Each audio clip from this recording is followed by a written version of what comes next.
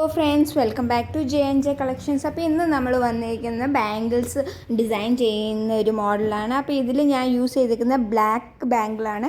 അപ്പോൾ നമുക്ക് ഈ അവസാനം ആകുമ്പോഴേക്കും ഇത് ചുറ്റിക്കഴിഞ്ഞാൽ ബാംഗിൾസിൻ്റെ കളറൊന്നും കാണത്തില്ല.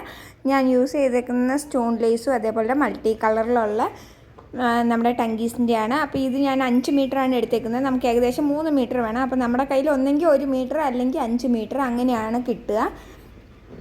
അതല്ല എങ്കിൽ നിങ്ങൾക്ക് ഓരോ മീറ്റർ കട്ട് ചെയ്തതായിരിക്കും കിട്ടുന്നത്. എത്ര മീറ്ററാണോ വേണ്ടി, ഇപ്പോൾ 3 മീറ്റർ അങ്ങനെയൊക്കെ ആണെങ്കിൽ ഓരോ മീറ്ററും കട്ട് ചെയ്തതായിരിക്കും കിട്ടുന്നത്.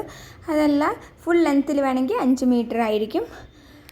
അപ്പോൾ നമ്മൾ കാറ്റലോഗിൽ നമ്മുടെ ഐറ്റംസൊക്കെ ഇട്ടിട്ടുണ്ട്, അതിൻ്റെ പ്രൈസും ഇട്ടിട്ടുണ്ട്. നിങ്ങൾക്ക് വാട്സാപ്പിൽ കോൺടാക്റ്റ് ചെയ്ത് കഴിഞ്ഞാൽ നിങ്ങൾക്ക് മെറ്റീരിയൽസ് അവൈലബിൾ ആയിരിക്കും ഇതിൻ്റെ എല്ലാം. അപ്പോൾ ഇത് ജസ്റ്റ് ഇതേപോലെ ചുറ്റി കൊടുക്കുകയാണ് ചെയ്യുന്നത്. അടിയിൽ 2 പ്രാവശ്യം ചുറ്റുന്നുണ്ട്.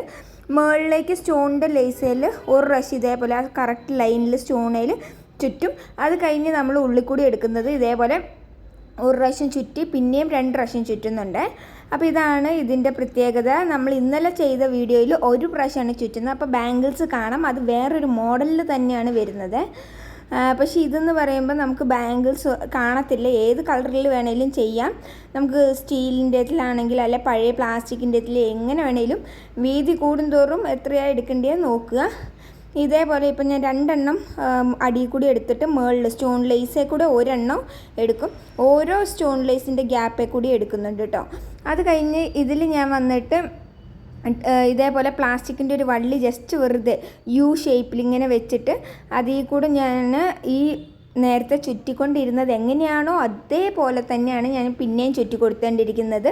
മാറ്റങ്ങളൊന്നുമില്ല ഇവിടെ. ജസ്റ്റ് പക്ഷേ ആ വള്ളി വെച്ചിട്ടുണ്ടെന്നേ ഉള്ളൂ അടിയിൽ കൂടെ. നിങ്ങൾക്ക് ഇനി എതിലെ വേണേലും വള്ളി വെക്കുക. ഇതേപോലെ വട്ടം ചുറ്റി വള്ളി ഇങ്ങനെ വെക്കുക.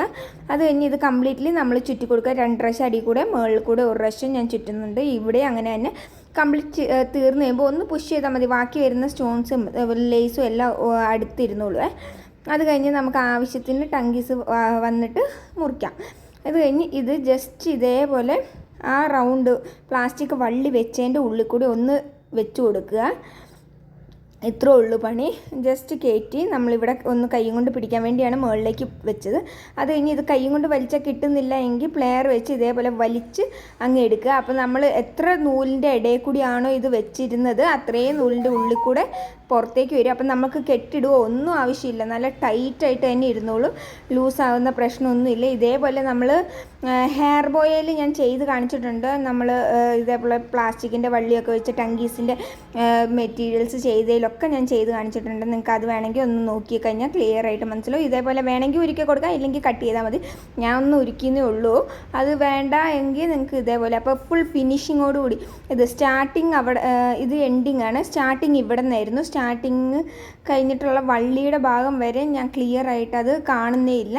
അവരൊന്ന് ട്രൈ ചെയ്ത് നോക്കുക. പല കളേഴ്സും നമ്മുടെ കയ്യിൽ അവൈലബിൾ ആണ്, അതേപോലെ ബാംഗിൾസും. അപ്പോൾ വീഡിയോ ഇഷ്ടമായ ലൈക്ക് ചെയ്യുക, സപ്പോർട്ട് ചെയ്യുക, അതേപോലെ സബ്സ്ക്രൈബ് ചെയ്യാൻ മറക്കല്ലേ. വീണ്ടും നല്ല നല്ല വീഡിയോസുമായിട്ട് വരുന്നതായിരിക്കും. Bye bye.